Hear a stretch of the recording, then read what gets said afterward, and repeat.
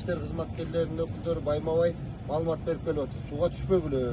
Райондук деңгээлде чыкпай баштаганда область биз кошулабыз. Мына биз келип атабыз. Мына ички иштер башкармалыгы келип атат. Мен өзүм келип атам. Эми азыркы ситуацияны бул дагы бир жолу айтайын. Урматтуу бир туугандар, бул кырсык.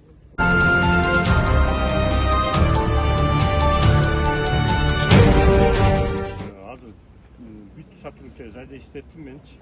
Бардыгы азыр поисковый иштер менен займашат. Даже Манаска чейин тирип Бадахранчка чейин карап атышат.